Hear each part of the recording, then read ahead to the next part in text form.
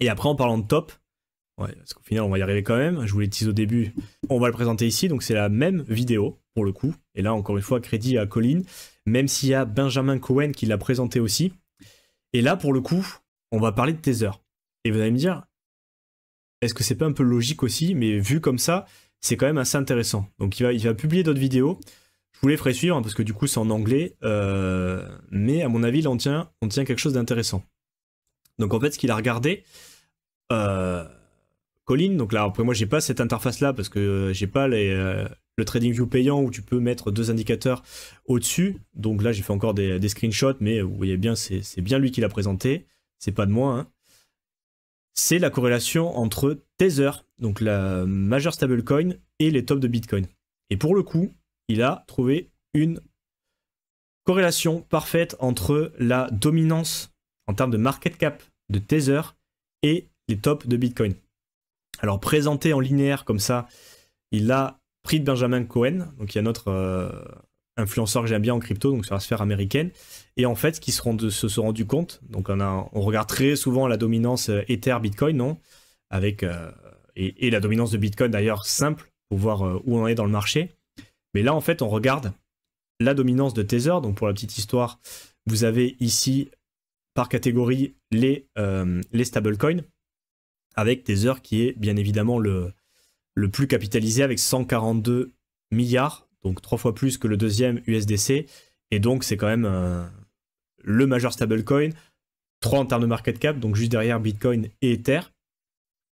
Et là, on a une corrélation en fait entre la dominance de ce stablecoin et les tops de Bitcoin. Corrélation un peu négative, c'est-à-dire que quand on a un top sur Bitcoin, on est à un bottom de la dominance sur les stablecoins. Et on a au final des tendances aussi. Donc là, vous voyez les flèches. Donc bottom de la dominance, top. Alors local ou top de bull run, hein, mais dans l'idée, ça prévoit quand même assez les tops. Et on a eu notamment, regardez sur ce cycle. Donc là, c'est un peu flou parce que c'est un screenshot et de YouTube. Bon, on a fait comme on a pu. Mais on a l'ATH de mars en fait. Et ça, c'est en linéaire. Hein, parce qu'après, il y a la deuxième partie qui arrive qui est encore plus intéressante. Mais en mars, en fait, on est venu toucher un bottom en termes de dominance de Tether et on a eu notre top local. Et après, et là c'est là où en linéaire c'est un peu c'est pas convaincant et on aurait pu laisser le modèle là, on a breaké la tendance, on est passé en dessous en fait cette droite de tendance en termes de dominance et on a eu aussi le top en novembre, décembre, en fin d'année. Et en fait lui ce qu'il a fait Colin, et pour le coup là, le crédit est pour lui, c'est de le mettre en logarithme et tracer les régressions. Et là pour le coup si on prend la régression en logarithme, ça colle parfaitement et on a depuis en fait 2018 une corrélation parfaite en fait entre le bottom de dominance, même si c'est qu'une mèche, hein, par exemple ici, mais vous voyez qu'on n'a pas cassé la tendance en 2021 avec les doubles tops, tac tac, vous voyez, on a venu toucher exactement la régression. Donc là il est en log encore une fois, et là pour le coup on casse pas la tendance, que ce soit sur l'ATH de mars ou celui de novembre, donc c'est quand même quelque chose qui paraît assez intéressant parce que pour le coup le modèle n'a pas été breaké même sur ce cycle. Il y a plein de modèles qui sont pétés sur ce cycle parce que ça passe pas exactement comme les cycles précédents, mais celui-là il est pas pété en logarithme et en plus on a des tendances, et ça vient rajouter aussi à la M2. Donc ça, c'est la deuxième, peut-être un peu en dessous en termes de espérance, on va dire, sur le marché. Mais en ce moment, en fait, on n'est pas du tout sur une baisse de dominance. Donc la dominance, même si j'ai pas les deux indicateurs, vous pouvez la regarder. Hein, là, c'est dominance. Peut-être sortir la M2 qui, pour le coup, fait pas trop intéressant. Là, vous avez la dominance de Tether en termes de market cap, donc qui est à 5,37. Hein, c'est quand même la troisième crypto en termes de market cap, donc forcément, en termes de pourcentage, c'est assez élevé. Mais ce qu'on se rend compte surtout, c'est que là, on est plutôt à une augmentation. J'ai pas tracé les tendances, mais lui, il l'a fait. Et on a, au final, en fait, comme la dominance de Bitcoin, une augmentation de la dominance de Tether, donc c'est-à-dire des stablecoins. Et en fait, dès qu'on break cette tendance, c'est le bottom du bear market. Et après, au final, on repart sur le bull run. On a eu, encore une fois, augmentation. Donc là, baisse de dominance en mars, ATH de Bitcoin. Augmentation, donc là, en fait, c'est la correction de mi-cycle où les gens ont pris des profits, où il y a des liquidités qui sont arrivées mais qui sont parquées en stablecoin. Et dès qu'on a breaké la dominance, on est venu taper le range, encore une fois, mais à chaque fois, on vient de taper, mais on ne l'a jamais dépassé depuis 2018. Donc là, c'est quand même quelque chose qui, je pense, mérite l'intérêt. Et à mon avis, vous allez en entendre parler dans quelques semaines sur la sphère francophone, parce que je pense que ça va circuler. Mais ouais, j'avais à cœur de vous le présenter avant. Et du coup, on a venu taper. Et pour le moment, on est plutôt, vous avez vu encore, sur une accumulation. Donc en fait, en plus de nos dominances, là on regarde la dominance de Bitcoin où pour le coup on a réintégré le range, on est toujours à 61%. Bon, voilà. Tant qu'on baissera pas la dominance de Bitcoin, on n'aura pas de alt season. Bon, ça c'est assez connu, on l'a vu moult fois sur la chaîne, mais on a maintenant cette dominance de Tether que vous allez pouvoir regarder. Et en même temps, j'ai envie de dire, c'est un peu logique. Et c'est vrai qu'on aurait pu, on peut comprendre pourquoi, parce que on sait qu'il y a des liquidités et des gains qui sont pris notamment en stablecoin, ou tout simplement même pour ces entreprises, comme elles sont centralisées, ils vont minter des stablecoins. Et ces stablecoins, c'est en général de la liquidité qui attend de se déployer sur le marché. Donc quand on a une augmentation des stablecoins, c'est plutôt que la liquidité est parquée dans une valeur refuge. On a vu qu'il y avait des personnes qui voulaient swapper des BTC contre des stablecoins, mais bon, en général, c'est plutôt pour valider des profits, prendre des plus-values, sortir de la volatilité, ou tout simplement pouvoir rentrer sur le marché si jamais les conditions nous paraissent bien. Mais dans tous les cas, quand on a une augmentation de la dominance de Tether, ça veut dire qu'il y a de plus en plus, que c'est un stablecoin, donc le prix varie pas, mais ça veut tout simplement dire qu'il y en a beaucoup en circulation. On est d'accord, c'est Circle Tether pour le coup qui va minter les USDT, mais c'est vraiment la demande en fait des entreprises où c'est des boîtes qui viennent les voir et contre des fiat avec leurs réserves aussi, ils vont pouvoir minter comme ça, faire apparaître des stablecoins sur des réserves où il y a eu des histoires aussi sur les réserves de Tether, mais dans tous les cas, ils vont minter, mettre en circulation à partir d'un collatéral et des réserves qu'ils ont en propre ces cryptos sur le marché, parce que pour le coup c'est stablecoin. Circle avec son USDC c'est pareil, ils vont mettre comme ça, minter en circulation.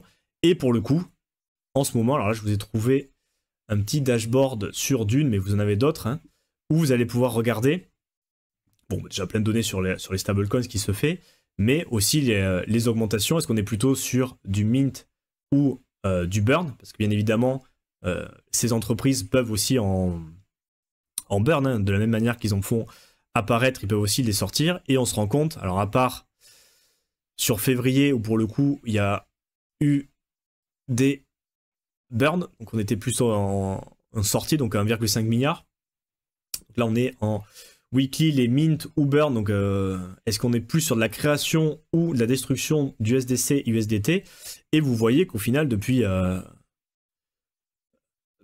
mal de temps, on est quand même plutôt en positif, hein. Donc on est plutôt sur une création, et là vous le voyez aussi, peut-être même plus visuel comme ça, depuis la fin d'année, en fait, on n'arrête pas d'augmenter, de créer du stablecoin, donc potentiellement, et ça on en avait parlé aussi, c'est de la liquidité qui attendent de rentrer sur le marché, ou des plus-values réalisées, mais bon, c'est de la liquidité qui est déjà en crypto, d'accord, c'est pas du fiat, c'est du stablecoin, et qui pourrait se déployer sur le marché. Donc là, c'est quand même un indicateur qui est assez intéressant, et au final, vous voyez qu'en plus de l'AM2 qui commence à piquer aussi, on est sur une augmentation de la dominance de Tether. Donc est-ce que c'est des gens qui ont pris des profits? Est-ce que c'est une nouvelle liquidité qui attend de se déployer sur le marché?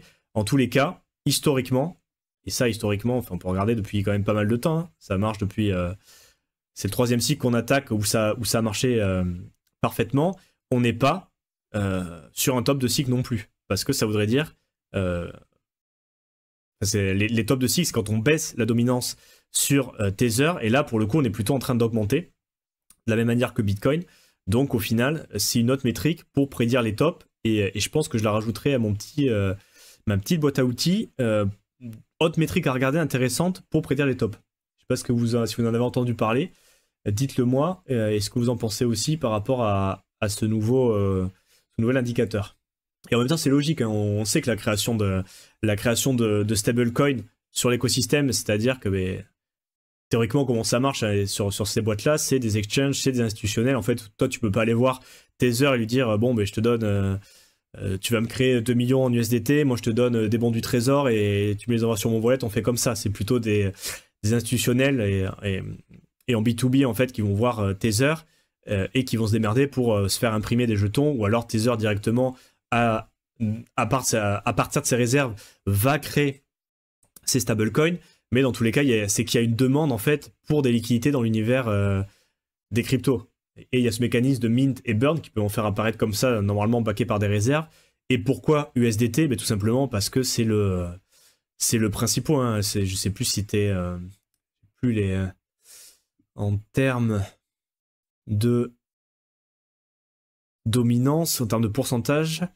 On l'a peut-être sur Dune. On va aller voir. Market share.